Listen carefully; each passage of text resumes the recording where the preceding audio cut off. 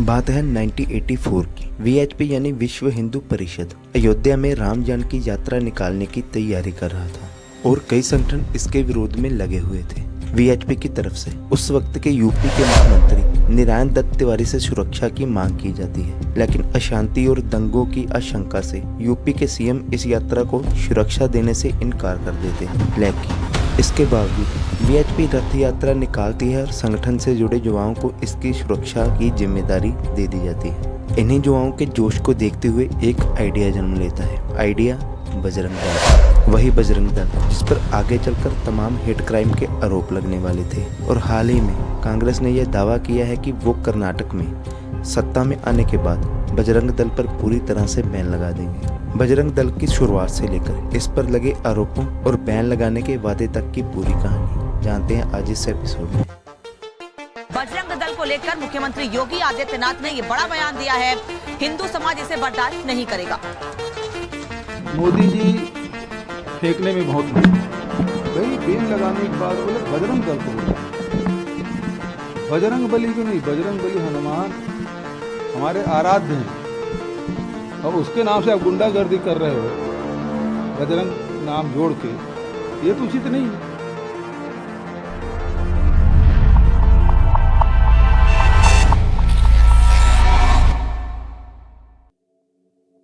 Hello friends, मैं हूं राजवीर और बात है 1960 के दशक की।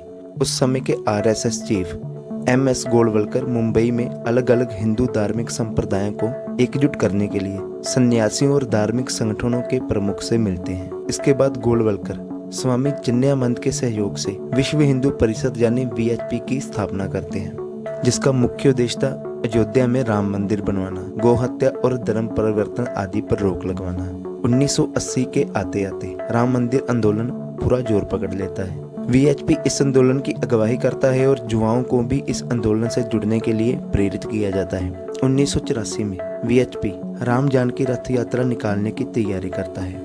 जब कुछ संगठन इस यात्रा का विरोध करते हैं तो यूपी के सीएम एनडी तिवारी से रथ यात्रा की सुरक्षा की मांग की जाती है, जैसा कि मैं पहले भी बता चुका हूँ, लेकिन वो इसके लिए सीधा सीधा मना कर देते हैं। लेकिन वीएचपी इसके बावजूद रथ यात्रा निकालने की तैयारी को और तेज कर देता है। वीएचपी से जुड़े युवाओं को इस रथ यात्रा की सुरक्षा की जिम्मेदारी लेने की अपील की जाती है और देखते ही देखते हजारों युवा अयोध्या पहुंचना शुरू कर देते हैं और फिर विनय कटियार के नेतृत्व में सुरक्षित रथ यात्रा निकाली जाती है। इसी रथ यात्रा की कामयाबी से आइडिया लेकर 8 अक्टूबर 1984 को बजरंग दल की स्थापना कर दी जाती है और विनय कटियार को इसका पहला अध्यक्ष बनाया जाता है।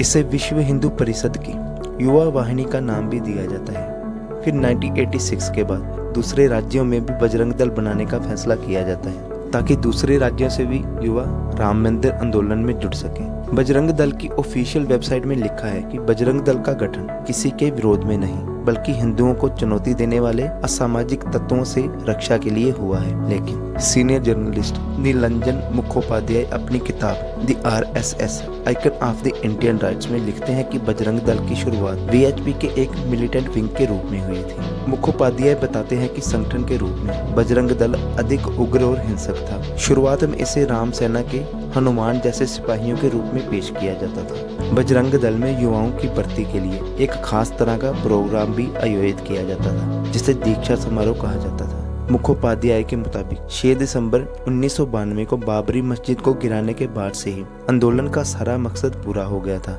इसके बाद थोड़ी देर तक बजरंग दल समझिए कि गायब ही रहा। हालांकि साल 1997 के बाद बजरंग दल एक बार फिर तेजी से उभरा और जबरन धर्म परिवर्तन को रोकने का बीड़ा उठाया।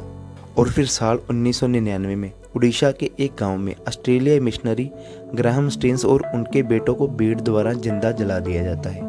ईसाई समुदाय ने स्टेन्स की हत्या का आरोप उस समय बजरंग दल पर ही लगाया था। हालांकि वाधवा आयोग की रिपोर्ट का हवाला देते हुए बजरंग दल यह दावा करता है कि इसमें उसका हाथ नहीं था, क्योंकि रिपोर्ट के मुताबिक हत्या के दोषी करार दिए गए दारा सिंह और बजरंग दल के बीच किसी तरह का संबंध नहीं पाया गया था। 22 जनवरी 1999 की रात को ग्राहम अपने 2 बेटों के साथ अपनी गाड़ी में बैठे थे। तभी कुछ लोगों ने उन पर जबरन धर्म परिवर्तन कराने का आरोप लगाते हुए उन्हें जमकर पीटा और फिर गाड़ी में आग लगाकर तीनों को जिंदा जला दिया।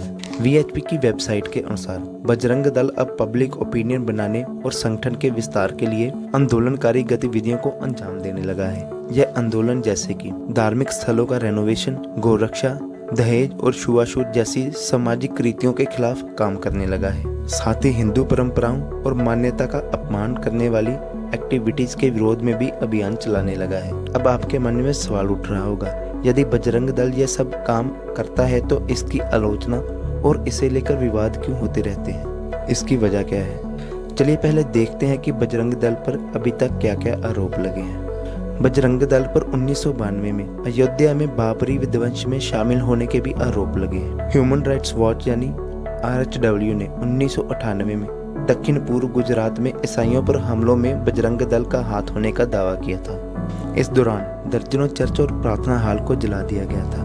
बजरंग दल पर 2002 के गुजरात दंगों में भी शामिल होने का आरोप है। अप्रैल 2006 में बजरंग दल के 2 कार्यकर्ता बम बनाने के दौरान मारे गए। इसी से जुड़े एक ग्रुप पर साल 2003 में महाराष्ट्र के परभणी मस्जिद में धमाका करने के आरोप लगे।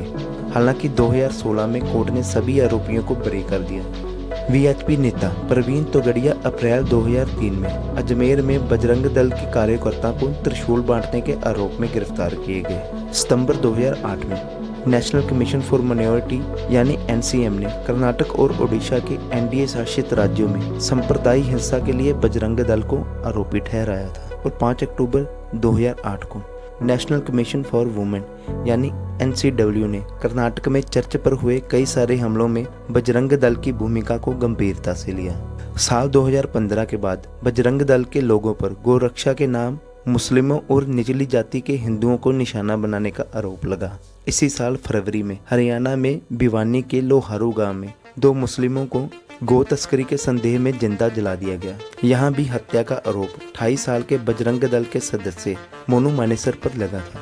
मृतक जुनेद और नासिर राजस्थान के भरतपुर के रहने वाले थे। आरोप है कि बजरंग दल के सदस्यों ने बोलेरो में जुनेद और नासिर को जिंदा जला दिया। ऐसे ही और भी बहुत सारे आरोप हैं जो बजरंग दल पर लगते आए हैं। बजरंग दल पर बैन की मांग पहले भी उठ चुकी है।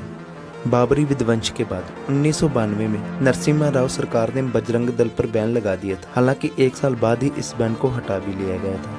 29 जनवरी 2013 लोक जनशक्ति पार्टी के नेता कर्नाटक और उड़ीसा में हुई हिंसा में नाम आने पर विश्व हिंदू परिषद और बजरंग दल पर प्रतिबंध लगाने की मांग की थी। जब भी कोई आतंकी हमला होता है तो केवल एक विशेष समुदाय को ही आतंकवादी के रूप में दिखाया जाता है। पर यह तो थी कहानी बजरंग दल के निर्माण और उस पर लगे आरोप। मिलते हैं ऐसी किसी और इंटरेस्टिंग वीडियो में।